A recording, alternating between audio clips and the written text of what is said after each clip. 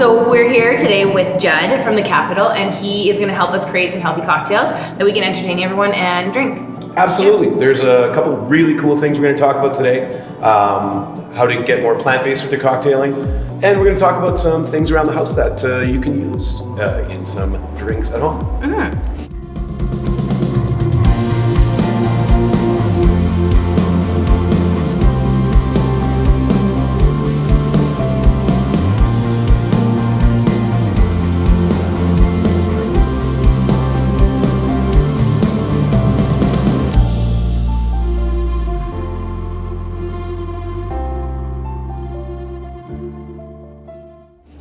So moving on, we're going to talk a little bit about what's called aquafaba. Which is fun to say. Aquafaba.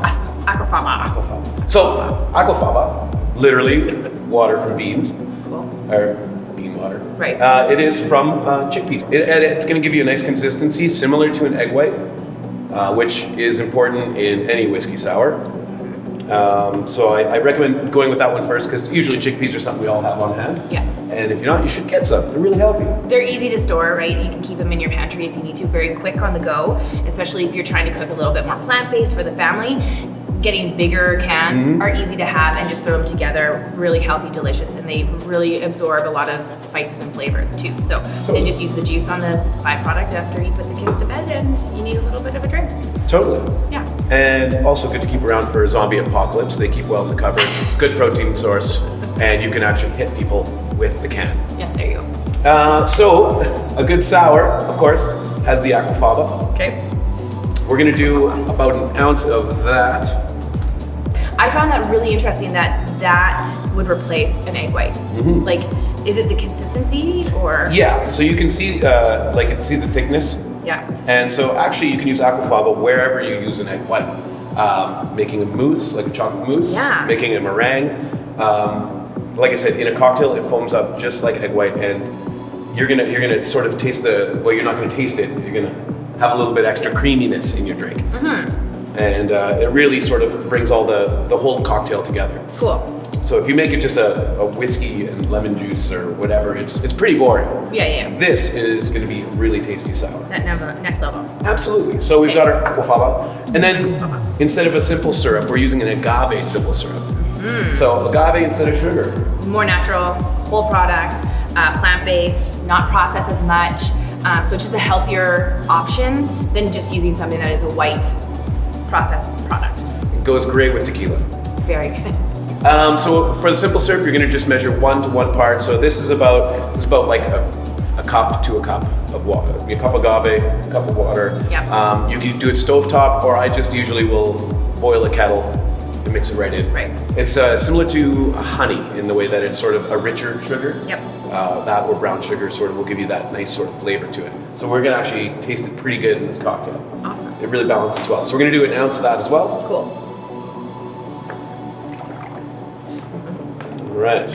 Now, we need our citrus. So instead of just using plain old lemon juice, we have some more glow juice. Yeah. So this has a couple extra flavors in it too. So that we're using the citrus glow. And this one's actually created to mimic basically what like a Gatorade would be. So it's like a natural Gatorade. So not only are you drinking it the night before, but you can also drink it the next day again. Yeah, You replenish have a little bit of a few little hangover. So yeah, anyways, high in electrolytes, very rehydrating. So there you go. Perfect. So we're going to do an ounce of that.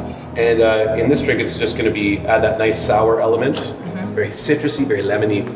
And we're going to also throw in a bunch of whiskey. I hope everyone's okay with that.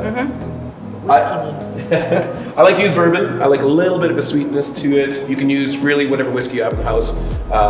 Why bourbon? Or what's the difference between bourbon and whiskey? Well, bourbon has been aged for usually around 6 years in fresh charred oak. So it's been charred. It sits around. It's got a little bit of a smoky flavor to it, and it also is made more has more corn in it. Okay. And that can add actually a little bit of sweetness. So that's why bourbon just ends up a bit more sweeter than like a traditional rye, which can be smoky with a little more bite. This is a little bit more smooth. Okay, cool.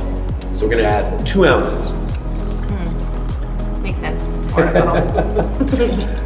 The funny part about a good sour is you can put a ton of booze in it, and if it's a proper balanced cocktail, it's gonna still be really nice and well balanced. Good.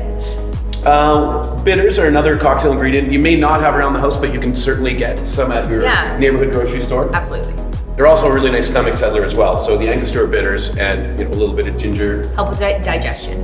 Yeah. Absolutely. So we're gonna put two kinds. This is an orange bitter that we're gonna put in the cocktail. Then we're gonna use the Angostura on top as a bit of a garnish and mix that in later. Cool. I think we're ready for a shake. So Shake it. with the aquafaba, similar to an egg, we need to dry shake it first. Okay. Reason being, in an egg, it really pulls out proteins, makes it frothy, and really increases the creaminess of the entire cocktail. Dry shake means? No ice. Right. So, put her on there. Make sure you have a good seal, which I don't. There we go. Give it a little smack. Tap it out. Absolutely. So, we're gonna do a dry shake. You wanna really be aggressive with it.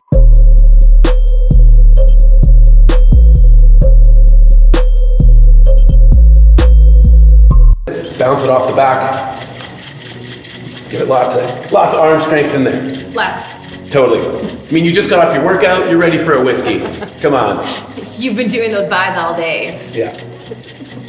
So you want a nice sort of creamy sort of look to that. Now, we're gonna do a wet shake, which would be? Ice. Yeah. Yeah. So this is where we're gonna cool the cocktail. That's an interesting term. Cool the cocktail. I've never heard that before.